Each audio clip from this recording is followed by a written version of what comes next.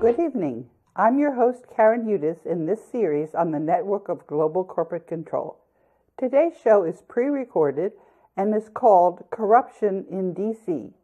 Thanks as always to Carmen Stanley, studio producer and director, Couché Starnes, audio and teleprompter, and Dolores Harris, who's our floor director. I ended last week's segment with a jaw-dropper by claiming that I was exercising power on behalf of the 189 ministers of finance and development on the Board of Governors of the World Bank and International Monetary Fund, and on behalf of the people that will benefit from the global debt facility created at the end of World War II by the Superior General of the Society of Jesus, also known as the Black Pope of the Jesuits, Jose Rizal. This is bound to put people off, so let me reassure you, I am not going to exceed my authority. This means that I'm not going to go any further than the people whom I'm acting for want me to. How can I know this? I have a very accurate way of knowing. It's called the power transition model of the United States War College.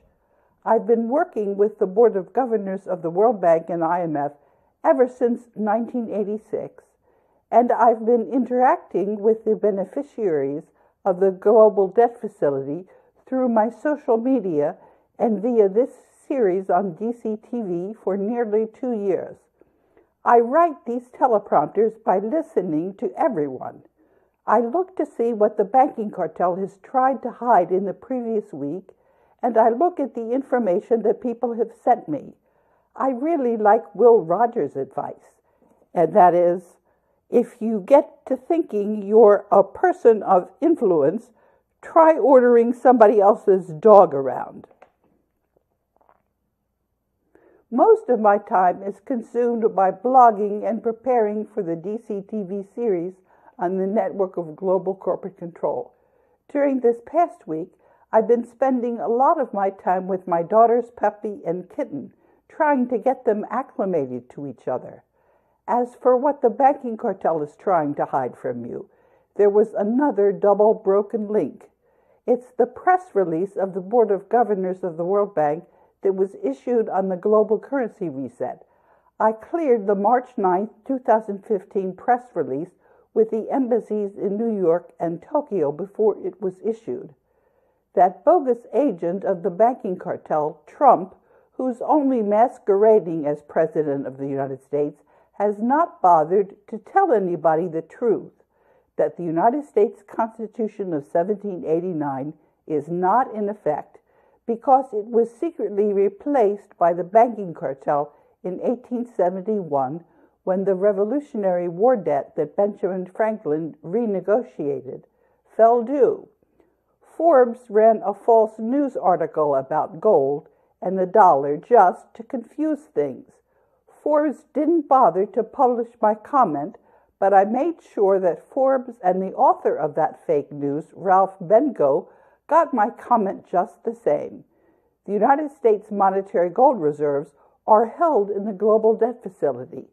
Benko has not understood that the world's monetary gold reserves, other precious metals, and Treaty of Versailles bonds issued by the Fed in the 1930s and now worth $2 quadrillion, are in the global debt facility established at the end of World War II and managed by the Board of Governors of the World Bank and IMF. The treaty establishing the global debt facility at the end of World War II was signed by Truman and Eisenhower. Benko is also confused as to Donald Trump, who refused to recognize that the United States Constitution of 1789 is not in effect. The Electoral College was not in place, and Donald Trump is not the legitimate president of the United States. The U.S. is in interregnum after Congress declared a state of emergency and also refused to call the Constitutional Convention under Article 5 after more than two-thirds of the state legislatures requested amendments. During this interregnum, I speak for the United States on the Board of Governors of the World Bank and IMF. Forbes did not post my comment. Mr. Benko has fluffed some of the comments, pointing out that the U.S. does not hold any gold in Fort Worth. That is because, as I have stated, the United States monetary gold reserves are in the global debt facility. Forbes, owned by the network of global corporate control, identified by Vitali, Glatfelder, and Battiston of ETH Zurich, is not credible, and neither is Benko.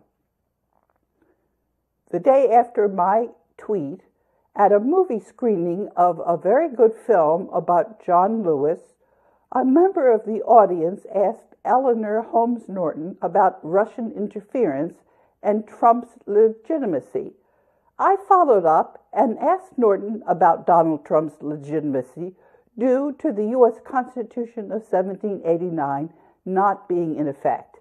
As I have made clear, Donald Trump was not elected by a legitimate electoral college since Congress has suspended the Constitution of 1789 due to a state of emergency.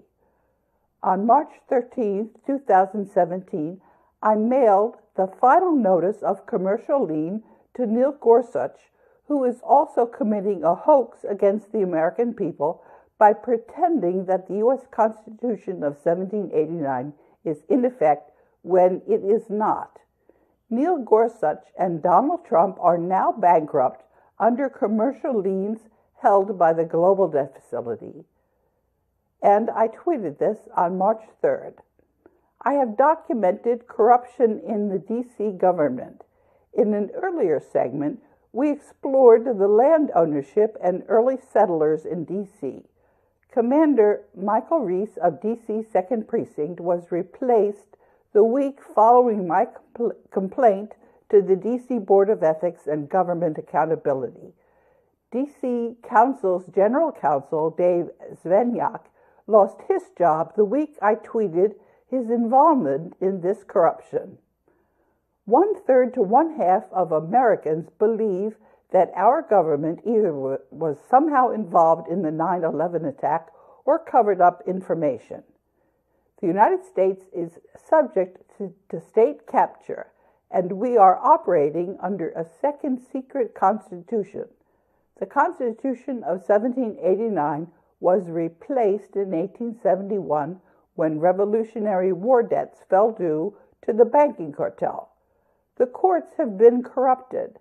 At the suggestion of the clerks, I asked the District Court and the Court of Appeals of the District of Columbia to comment on the secret contracts of adhesion.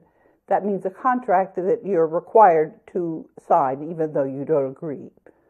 And the banks have held these contracts based on hidden statements in our signature cards that waive our rights under the Constitution to real courts.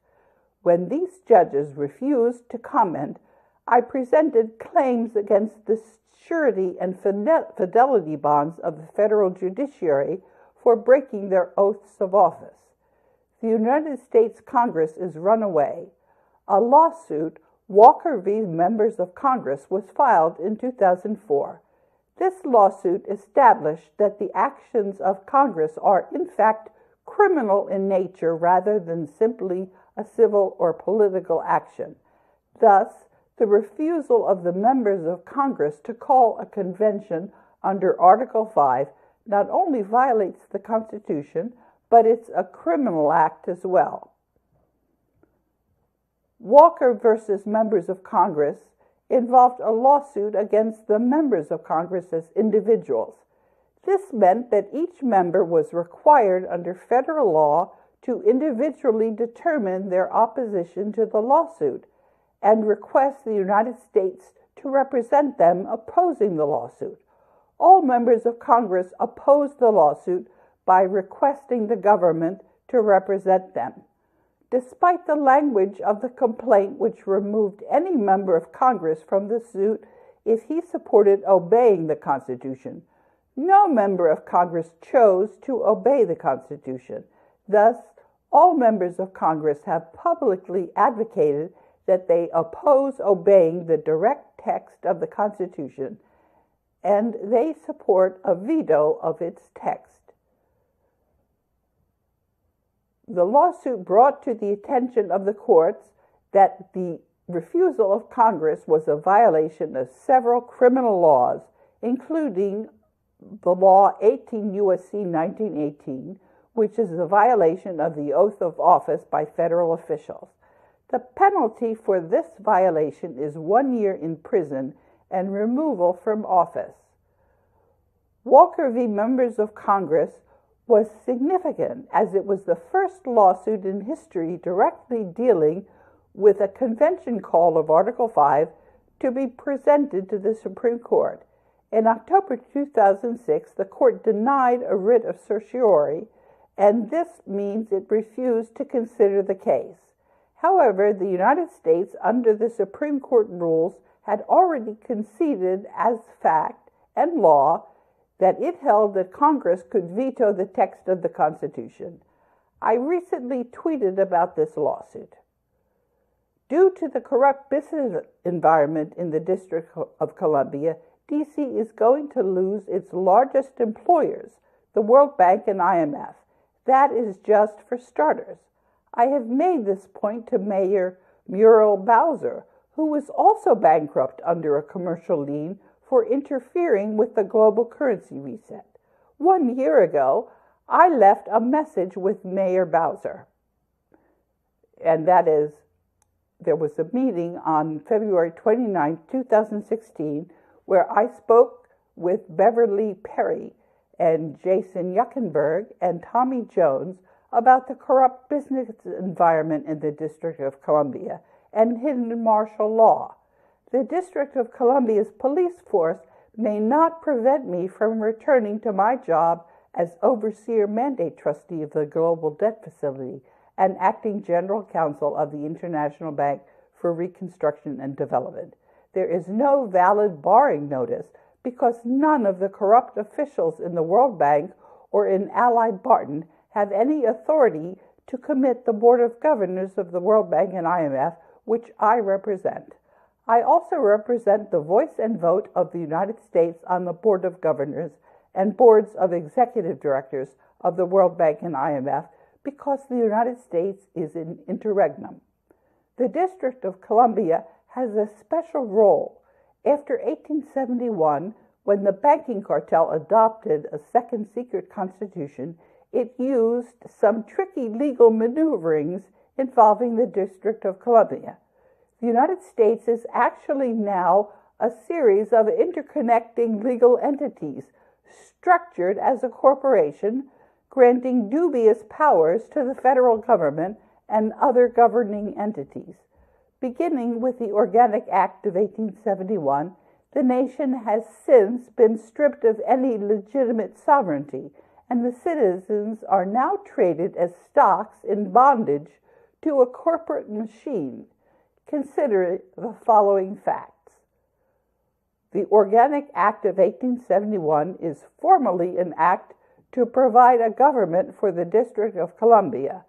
It's an act of Congress that repealed the individual charters of the cities of Washington and Georgetown and established a new territorial government for the whole District of Columbia. Though Congress repealed the territorial government in 1874, the legislation was the first to create a single municipal government for the federal district. The new government consisted of an appointed governor and 11-member council, a locally elected 22-member assembly, and a board of public works charged with modernizing the city. The seal of the District of Columbia features the date 1871, recognizing the year the district's government was incorporated. The all-capital letters United States of America created a private U.S. corporation which is its own city-state of its own country with its own mayor, police force, constitution, post office, and it pays no taxes and is not beholden to any other country, just like the City of London and the Vatican. The United States of America, in all capitals, represents a fictitious corporation. Your birth certificate, driver's license, social security number, bank statements are all written in capital letters. which means you have registered, submitted, and applied to be a part of the, and that's in capital letters, United States of America Corporation as a fictitious character. The United States of America is located in the District of Columbia. What is the District of Columbia, and what are the other districts? That's the Vatican and the City of London. The owners of the private corporation, the United States of America, are the City of London and the Vatican. When we pay taxes, we voluntarily submit our tax returns to Washington, D.C., yet pay our taxes to the United States Treasury, which is a private corporation registered in Puerto Rico. Henry Paulson, Timothy Geithner, and every Treasury Secretary since 1913 are appointed but not as cabinet members. The U.S. Secretary of the Treasury is not sworn in and doesn't speak any oath of loyalty or defense of the United States. Under the global currency reset, we're going to untangle this spaghetti. There's no rush, and it's going to be straightened out systematically and from the grassroots up. The banking cartel's influence is going to be removed, along with the funding that goes to the banking cartel from our paper money system. That is going to be replaced with local currencies and gold. There are a lot of distractions that are being put in our way to keep us from the single-minded order of business of winding down the banking cartel. Sequencing is going to be very important as we do first things first. I want to thank you for listening to another segment of the Network of Global Corporate Control. Today's segment was I'm being told that we actually have 10 minutes. Oh, that's wonderful. Okay, well, let me tell you about something I wanted to discuss with you. This is something that was tweeted a couple of weeks ago. It's instructions about how to do something which is actually a very bad idea. It's very dangerous. The instructions were how to leave your body. It's called an out-of-body experience. There are people who can actually see themselves sleeping, and then they go tripping off into the spiritual world. And I have to tell you that I actually once had an out-of-body experience. Usually this happens just before death. People see themselves lying in the hospital bed. Sometimes when people are in a coma and they recover, they'll come back and they'll say, yes, they heard everything that was discussed in their hospital room, and they were actually looking at themselves from, it was a vantage point somewhere in the corner of the room. So yes, we are spiritual beings, and it is possible to have an out-of-body experience, but I want to tell you that it's also very, very dangerous. And that was what I said to the person who tweeted that instruction manual, that it's not a good idea whatsoever to do this. Just because it's possible doesn't mean you should do it. There are people who get lost in the spiritual world, and they never make it back. So ignore that piece of advice. And you're going to be hearing a lot of advice during the global currency reset, and you're going to have to use your good judgment.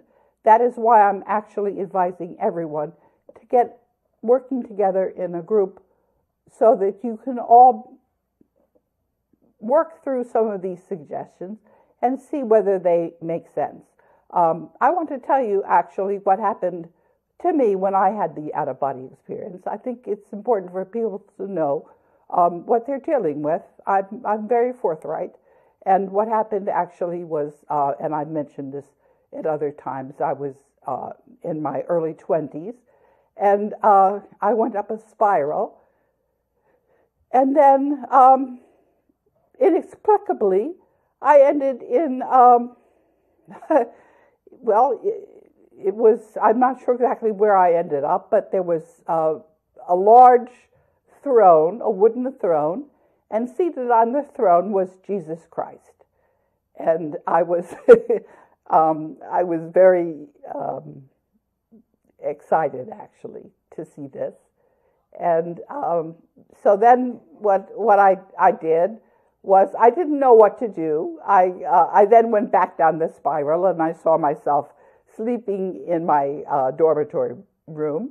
And I decided not to do anything, but just to try to process what I had seen. And my way of processing it was not to do anything, but being Jewish, it was rather disconcerting, to say the least, that I had come face to face with Jesus Christ.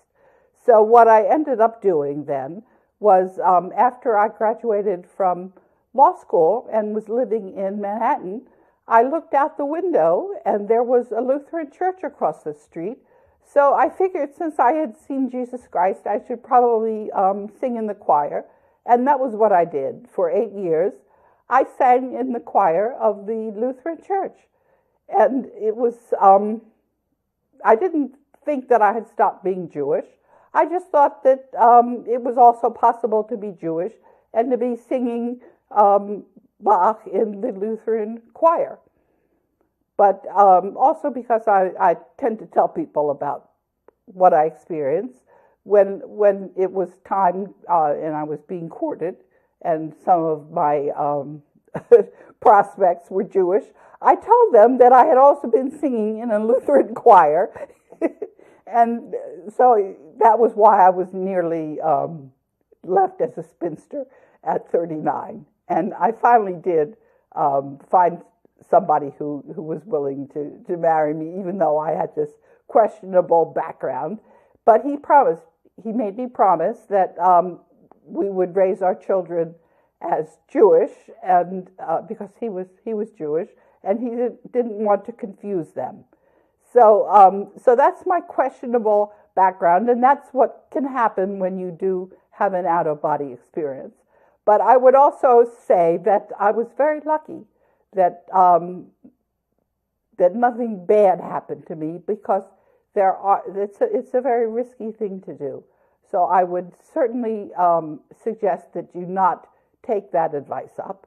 And as you see, we are all in this universe together, and we are spiritual beings, and we're going to learn how to interact with each other as spiritual beings. And I'm being told now that I have 5 minutes, so I hadn't really planned to make an extemporaneous statement, but let me talk about some other things that I think we really ought to be focusing on now, and that is the disinformation. There is a lot of disinformation about the global currency reset. There is no way that I am going to have a budget equal to the banking cartel's budget, and that is because the banking cartel gets to print money out of paper and keep the difference between what the face amount of the bill is and what it costs them to print. That difference, that's what they're able to fund their publicity with. So you're just going to have to use your own good sense. And what I've been doing when I run across some of this disinformation is I tell people that this is actually showing people, if there was no negative publicity, then people would think that I was really working for the banking cartel. The way to tell that I'm not working for the banking cartel is that everything that I'm doing is to empower people, and the only decisions that I'm going to be taking without consulting people are just the very mechanical decisions, which is how to wind down the banking cartel and how to distribute the monetary gold reserves in the currency of all the people. And everything else, we're going to have a lot of decisions that are going to have to be taken. And what we really need to do is to postpone these decisions until people are healthy and until people have reorganized themselves in a way that has cut out all of this corruption that we have inherited through centuries have just this. One of the other things that I think I'd like to talk about is there are people who have said that I'm working for the banking cartel because I'm saying that that there shouldn't be any execution or imprisonment of the people in the banking cartel. And this is not because I'm working for the banking cartel. This is, if you just think about what the global currency reset means, it means that we all have to work together. And if we are threatening the banking cartel agents with imprisonment or death, then they're obviously not going to cooperate. And then there won't be a global currency reset. And the alternative to the global currency reset is World War III and everybody dies. So we really don't have a choice. I'm not saying that the people that work as agents of the banking cartel ought to continue to stay rich. I'm not saying that they should be rewarded. I'm not saying that they should keep their jobs. But I'm saying that they should not be imprisoned and they should not be killed. That is just the bottom line. If we insist on that, when people insist on it, what I say is that they obviously want revenge more than they want survival of humanity. So just think about logically how much corruption there is and what we have to do in order to get a global currency reset. There has to be amnesty. There's no other way. We have 1 minute, so I think I ought to wrap things up now. I want to thank you again for listening to another segment of the Network of Global Corporate Control.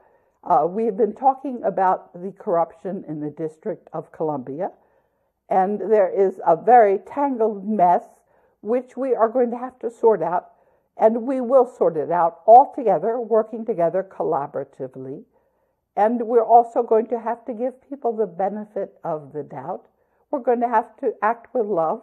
And this is not so difficult, actually, because it turns out that is the way humans are constructed. We are happiest when we're kind. Until next week, I'm your host, Karen Hudes.